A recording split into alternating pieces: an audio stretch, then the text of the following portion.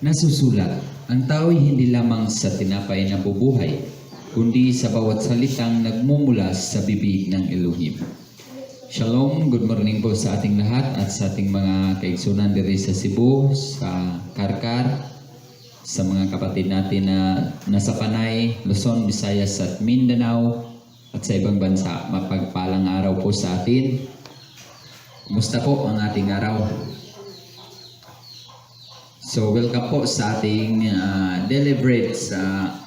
Nandito na po tayo sa Levitico chapter 23. Ito po itong chapter na ito ay tungkol sa mga kapistahan, sa mga feast, appointed feast of Elohim. So simulan po natin sa verse 1. Sinabi ni Yahweh kay Moses, ipahayag mo sa mga Israelita ang mga pistang itinakda ko.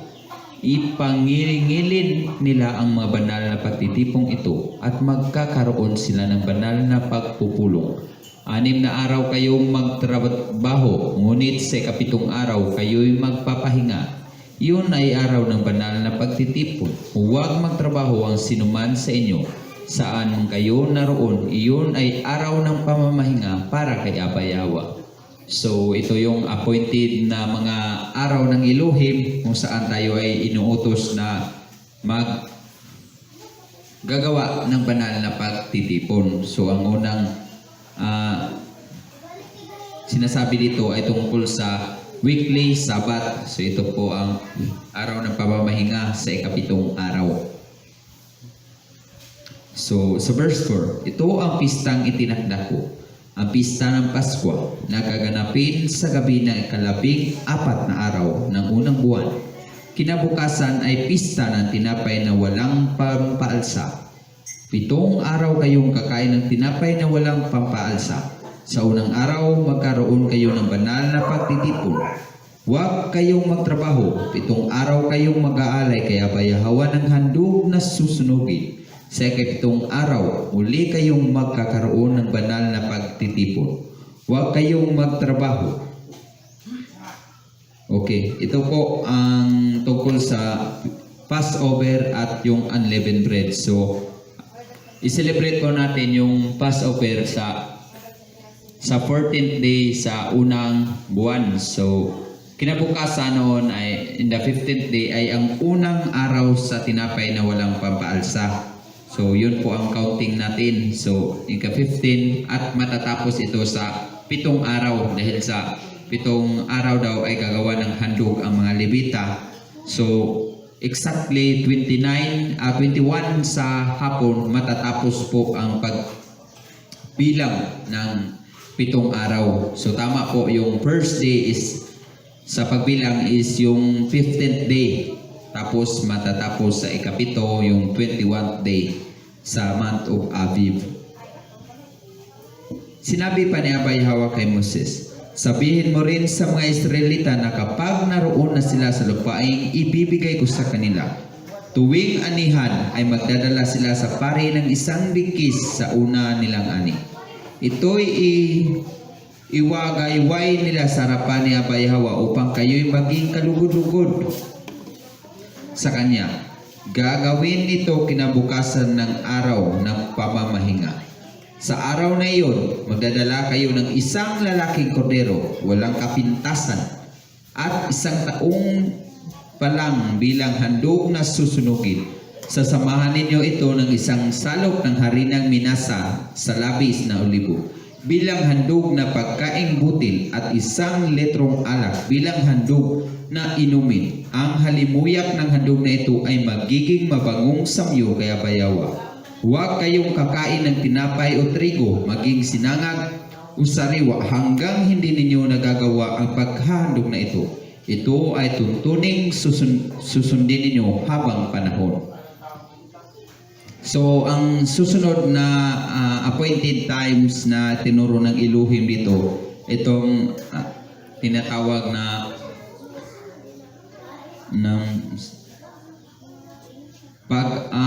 pagdadala ng unang animo doon sa mga pari. Ito lang po ang tinatawag na feast, pero wala pong banal na pagtitipon. Yung first fruit At ito ay ginagawa nila sa pagkatapos ng araw ng pamamahinga. So ibig sabihin ito ang first day of the week, dinadala yung unang ani mo sa iyong mga anihin mo sa iyong mga lupa.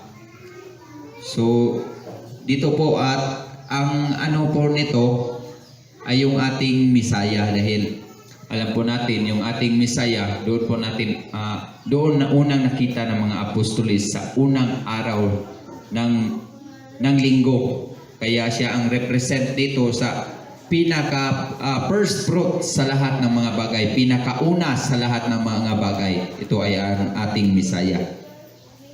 So ang pista ng pag-aani mula sa kinabukasan ng araw ng pamamahinga. So, mula sa kinabukasan ng araw ng pamamahinga, yung first fruit, araw ng pagdadala ninyo sa bigkis na ani. Magpapalipas kayo ng 7 linggo. Ang ika-50 araw ay tatama sa kinabukasan ng araw ng pamamahinga. So, ang ika-50 day, ito ay tatama din sa first day of the week. So magbilang po tayo, simula po tayo pagkatapos ng araw ng pamamahinga, yung first fruit, doon po tayo magbilang ng 1 day. So dadaan yung 7 Sabat at ang ika-7 Sabat, so 49th day. Kinabukasan doon ay first day of the week. Yun ang tinatawag na Pentecost, dahil Pentecost galing sa word na 50. Ika-50 araw galing sa pagbibilang. At ito ay tutugma sa first day of the week pa rin. So yun ang ating sineselebrate nung nakaraan na tayo nag-celebrate sa Shavuot o Feast of Harvest. Ito ay tumatama sa first day. Okay?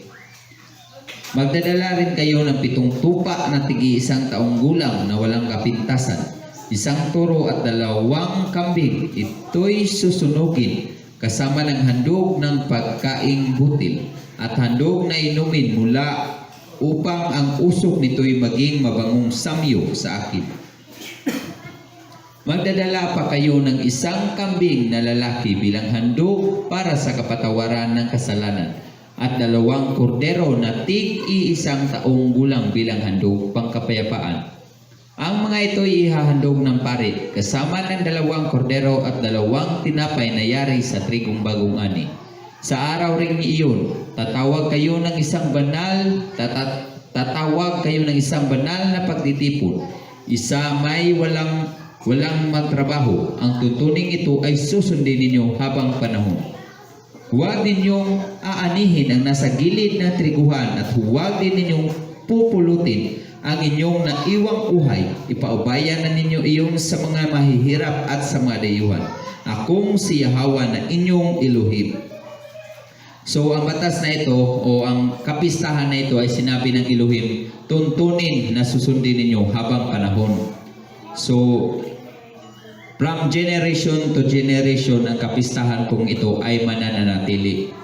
So kahit po nasa ibang bansa man tayo, nawalay man tayo, nagkahiwalay man ang buong angkan ni Israel sa 4 na sulok sa mundo, ngunit ang patuloy pa rin isi-celebrate ang feast na ito. Kahit na wala na tayong masasabing hindi na tayo makadala ng ani dahil wala tayong lupain, dahil mga naalipin tayo sa ibang mga tinatawag nating mga pagano na wala tayong pagmamayari dito. Ngunit ang ating i-celebrate po itong kapistahan na ipagpatuloy pa rin natin itong paggagawa ng mga ng Elohim, kahit hindi pa ito detalyado talaga na ating masusunod, kundi itong ginagawa natin ay practice lamang.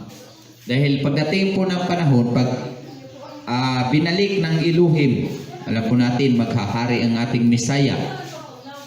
At ako po ay naniniwala na itong mga kaganapan na ito ay ibabalik talaga ng Misaya. So swerte po ang lahat na nakapag-practice na paano gawin ang mga kapistahan ng Elohim. Dahil may idea naman tayo kung paano ito gagawin at kung ano ang ating iaalay. So, isa po sa mga batas sa tungkulin o tungkol sa pag-aani ay itong mga during sa pag-aani ay hindi pwedeng hugdon o karang hagdawon o ubusin mo lahat ba? Wala ka nang ititira. Hindi po yun pwede dahil may bilin po ang Elohim na talagang pabayaan mo ang natitira at nahuhulog na mga trigo during sa pag-aani dahil ipapaubayan na yan sa mga mahihirap. Ganon ang batas ng Elohim. Hindi talaga pwedeng kalimutan yung mga mahihirap kapag may tag-ani tayo. So, ang next, ang pista ng trumpeta. So, sunod-sunod po lahat ng ito. Ang una, Sabbath day. Dahil kapag mag-celebrate tayo ng Sabbath day, ating maalala lahat ng kapistahan ng Elohim. Susunod dito ang Passover. Dahil Passover, ito ay nangyayari sa first month, the 14th day. Sunod yung Feast of Unleavened Bread. Ito ang next nga feast. Next, yung tinatawag na first fruit, yung first harvest, pagdala natin ng harvest. The next, itong ikalima, dahil 7 feast ito Pentecost o Feast of Harvest. Yun ang tinatawag parang final ba na pagdadala ng ani sa mga buong angkan ni Israel. At ang susunod na feast dito ay yung pista ng mga trompeta. Sinabi pa ni Abay Hawa kay Moses, sabihin mo sa mga Israelita na ang unang araw ng ika-7 buwan ay araw ng pamamahinga, araw ng inyong banal na pagtitipon. Ipapaalam ito sa pamamagitan ng tunog ng mga trompeta. Sa araw na iyon, huwag kayong magtrabaho, kayo'y magdala kay Abay Hawa ng pagkaing handog. So ito po yung pista ng mga trompeta kung saan ginaganap sa ika-7 buwan sa unang araw ng ika-7 buwan. So ipapaalam ito sa pamamagitan ng tunog ng trompeta. So sa pagsibol ng buwan,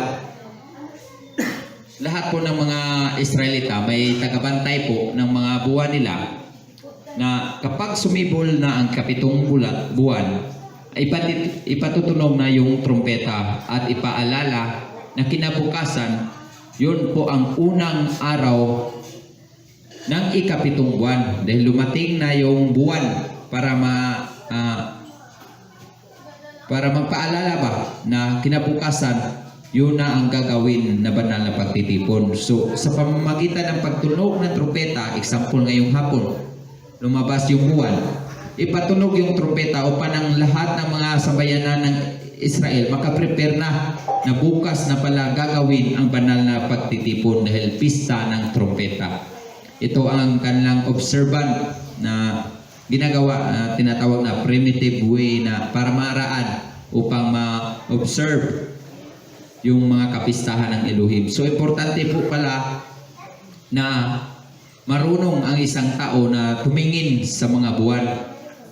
Dahil kung dumating man ang araw na dumating man ang mga may digmaan man, may mga tinatawag na ngayong panahon bagubat na masasabi nating yung buwan hindi nasisikat dahil grabe yung mga pasabog, grabe yung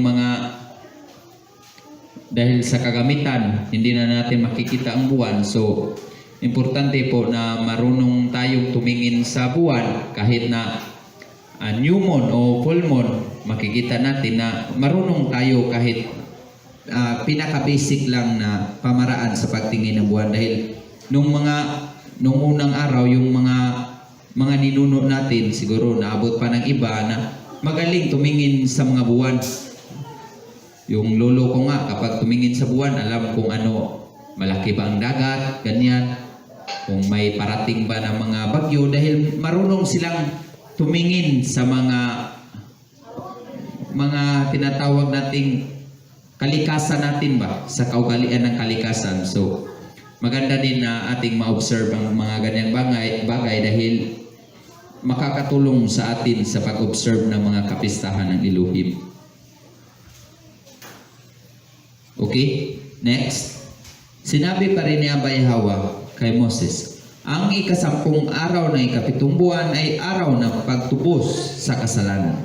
Sa araw na iyon ay inyong banal na pagtitipon, mag-aayuno kayo at mag-alay ng pagkaing handog. Huwag kayong magtrabaho sa araw na iyon sapagkat iyon ay araw ng pagtubos sa kasalanan. Ito'y isa sa gawa bilang pagtubos sa inyong pagkakasala sa harapan ni Abay Hawa na inyong Elohim. Ang hindi mag-aayuno sa araw na iyon ay ititiwalag sa sambayanan ng Elohim. Pupuksain ko sa harapan ng madla ang sinumang magtrabaho. Kaya huwag kayong magtrabaho sa araw na iyon. Ito ay batas na dapat ninyong sundin sa habang panahon saan man kayo naroroon. Sa araw na iyon, kayo ay dapat magpahinga at huwag nga kayong magtrabaho mula sa gabi ng kasyam na araw hanggang sa kinabukasan ng hapon at mag-aayuno kayo sa mga araw na iyon. So ito yung tinatawag na Day of Atonement. So araw ng pagtubos sa kasalanan. So stricto po ito po ang kapistahan na grabe ang stricto tungkol sa pagtrabaho dahil bawal nga, dahil walang hindi nga pwedeng kumain, walang lakas. So syempre bawal talagang magtrabaho ng mga ordinaryong mga gawain. So samot na yung mga servile work, bawal talaga. So ito lang yung kapistahan na kung saan i-celebrate natin sunset to sunset. Dahil ito ay magsisimula sa 9th day at matatapos sa 10th sa paglubog ng araw. So itong kapistahan na ito, ito po yung araw kung saan natin lahat ng ating mga kasalanan sa Elohim.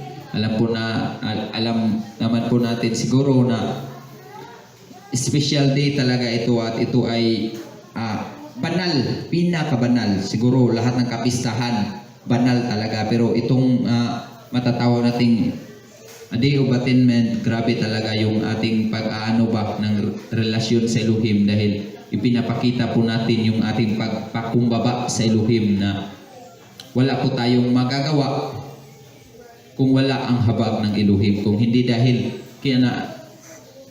dahil sa habag o awa ng Elohim, hindi po tayo maliligtas dahil grabe yung ating pagkakautang at ating pagkakasala. So sa araw na ito, talagang totally surrender ang lahat ng ating pagkatao. Kaya hinubad natin ang lahat ng kung ano tayo, nagsuot tayo ng saklot at ng abo dahil po surrender po tayo sa harapan ng Elohim na wala po tayong maipagmamalaki.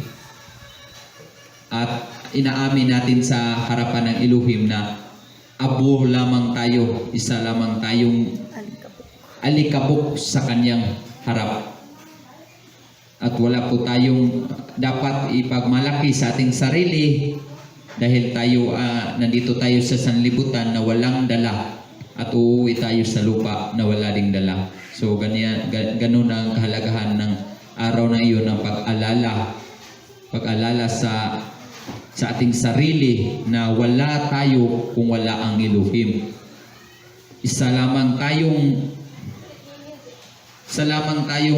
dito sa lupa ba nang maglalakbay na may katapusan ang lahat ng bagay. Kaya sa araw na ito napakahalaga po na ating ipagdiwang talaga kung malaman lang natin yung significant ng ating pag-celebrate nito ba. Imagine sa isang taon binigyan lang tayo ng Elohim ng isang araw o 24 hours na gawin ang kapistahan na ito, tapos malilinis na tayo, tutubusin na tayo sa ating pagkakasala.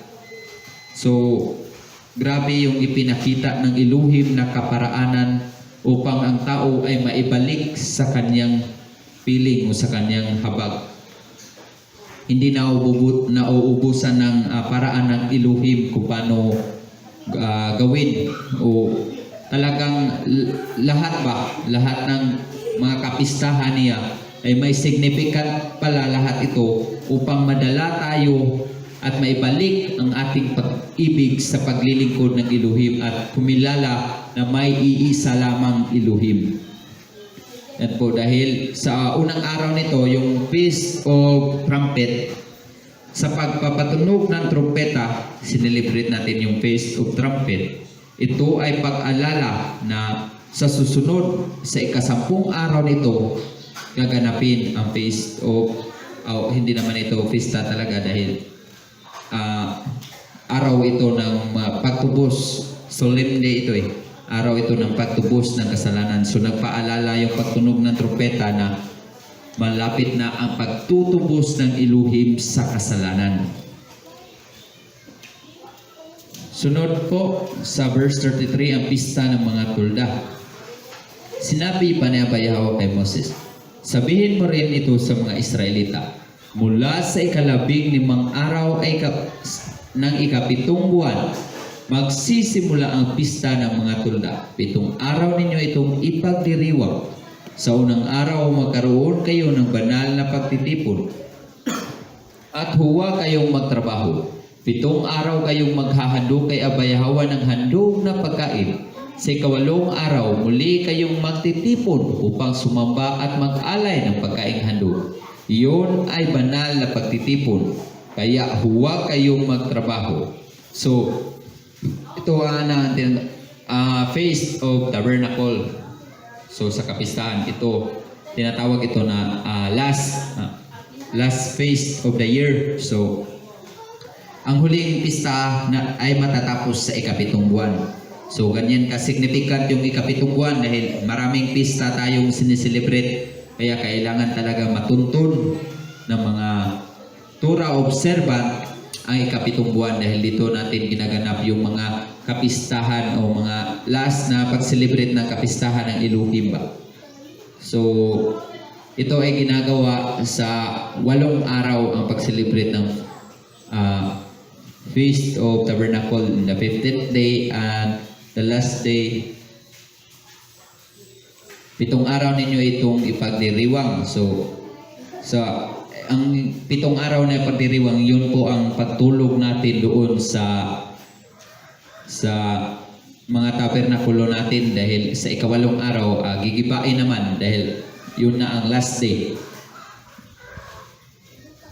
At gagawin yung pagtitipon, banal na pagtitipon. Ganon din, ang unang araw banal na pagtitipon, sa huling araw banal din na pagtitipon. Iyan ang mga pistang itinakda ni Yahweh, mga araw na inyong banal na pagtitipon. Sa mga araw na iyon, magdadala kayo ng handog na susunugin, handog na pagkaing butil, at handog na inumin ayon sa itinakda ng bawat araw. So, yung mga kapistahan na yun, ang sinabi ng Elohim, magdadala tayo ng mga handog na susunugin, handog na pagkaing butil, handog na inumin. So, sa kapistahan, hindi talaga na yung inumin. Parte talaga ito ng ng pagdiriwang natin sa kapistahan dahil ang inumin symbolize po yan sa ambulansya, yung pagiging natin, masasabi natin may mga ani ba. Bukod ito sa mga karaniwang araw ng pamamahinga, at ang mga handog na ito ay iba pa sa mga pang-araw-araw na handog kay Yahweh at sa mga kusang handog ninyo o mga handog na ginagawa ninyo bilang pagtupad ng panata. Sa ika-15 araw na ika-7 buwan pagkatapos ng pag-aani, 7 araw pa kayong magpipista para kay Yahweh. Huwag kayong magtrabaho sa una at 8 araw. Sa unang araw, pipitas kayo ng mabubuting bungang kahoy sa mga sanga ng palmera at mayayabong na sanga ng kahoy sa tabing ilog. 7 araw kayong magdiriwang bilang parangal kay Yahweh na inyong Elohim. Ang pistang ito ay ipagdiriwang ninyo sa loob ng 7 araw tuwing ika-7 buwan taon-taon. So sinabi po ng Elohim dito, yung pagdiriwang natin, kailangan pala ng mga bungang kahoy o mga prutas at mga sanga ng palmera at mayayabong mga sanga ng kahoy na sa tabing ilog. So siguro dahil ginagawa talaga ito in the primitive way talaga na yung mga ano talaga, yung kanilang mga tabernakulo gawa talaga sa mga halaman o mga punong kahoy na may mga dahon. Parang mga bata ba na naglalaro, yun ang tabernakulo dahil wala naman silang mga tent na gaya ngayon. Iba kasi ngayon may mga tent na magaganda na ba? Pero sa pag-celebrate pala, kung may ano tayo, may kakayahan tayo na gawin ito, so ito po ang pinakamaganda na gawin natin dahil ito po ang nakasulat. Kailangan natin ng mga punong kahoy, mga sanga ng punong kahoy, upang gawin po nating tabernakulo. Sa buong panahon ng pistang ito, lahat ng Israelita ay sa tulda maninirahan. Upang malaman ng inyong mga anak na nasa tulda, tumira ang mga Israelita nang ilabas ko sila sa Ehipto. Akong si Yahweh ang inyong Elohim. Gayon ang inihayag ni Moses sa mga Israelita, ang mga kapistahan upang parangalan si Abba Yahweh. So ito po ang pinakamahalagang mga appointed times of Elohim na kanya tinuturo. Itong kapistahan tayong magdiriwang. So ang lahat ng pistang ito ay upang maalala uli natin yung mga kaganapan sa ating mga ninuno doon sa Ehipto. Maalala natin yung kaligtasan ng ginawa ng Elohim. So kung ating i-analyze ito, kahit sila ay naglalakbay, may tulda sila. During sa Feast of Tabernacle, gumagawa talaga sila ng ibang mga tulda na gawa sa mga kahoy. So doon na sila upang ipakita yung kanilang pag-celebrate sa kapistahan ng pista ng mga balong-balong o pista sa mga payag. So ito po yung last verse na ating binasa. So ang kapistahan ng Elohim sa ating summary lang dito, lahat po ito ay puro mahalaga. Puro po ito significant na dapat nating gagawin. Dahil hindi lang po ito tumutukoy sa nung unang araw. Hindi lang ito tumutukoy sa panahon lang ng Ehipto sa pagliligtas. Ito din ay tumutukoy sa pagdating sa mga kapanahunan. Pagdating sa tinatawag nating millennium years na pagpatuloy pa rin ang pagsiselebrate natin sa mga ganitong kapistahan. May mababasa tayo kung sa Sakaraya yata, kung hindi ako nagkamali, na itong Feast of Tabernacle ay kailangan lahat ay mag-celebrate at pupunta sa Jerusalem. So, ganun kahalaga. Ito sana sa mga kapatid nating mga Kristiyano, ito sana ang mahalagang mga pista na dapat i-celebrate natin. Hindi sana yung mga pista ng mga pag-ano, pista ng mga gawa-gawa lang tao, pista ng mga senior. Hindi sana ganyan. Hindi yan ang totoong kapistahan ng Elohim. Pista yan ng mga pagano. Kaya mahalaga po na ating maibalik tayong mga Torah defender, tayong Torah observant. Tayo po ipakita po natin ang ating pag-practice nito sa mga tao upang sila na ang magtaka at magtanong kung bakit natin ginagawa ito at bakit natin pinapatuloy yung tinatawag na mga unang mga practices o unang kapistahan na sinelebrate ng mga Israelita. Kaya sa pamamagitan po nito, sa pamamagitan ng ating patuloy na pag-celebrate, pag-alala sa mga kapistahan ng Elohim, ito ay magbibigay ng mga katanungan sa ating mga kapitbahay, sa ating mga kilala kung bakit tayo nag-celebrate nito. Kaya ito, pagkakataon na ito upang maihati din natin sa kanila kung ano ang kahalagahan ng pistang ito, kung ang pistang ito ba ay natatapos o hindi. So siguro alam naman siguro natin lahat, may sarili tayong pamaraan kung paano natin i-deliver sa kanila at ipaintindi sa kanila ang kahalagahan ng buong mga kapistahan. So maraming salamat po at sana po ito ay may natutunan tayong aral at nakuha tayo dito sa pag-aaral natin tungkol sa kapistahan. At itong mga sa chapter 23 ay summary lang po itong lahat na ito sa mga kapistahan. At sa susunod na mga siguro magpapag-aralan natin yung isa talaga, isang mga pista kung gaano sila kahalaga. So salamat at mapagpalang araw. Shalom Aleichem.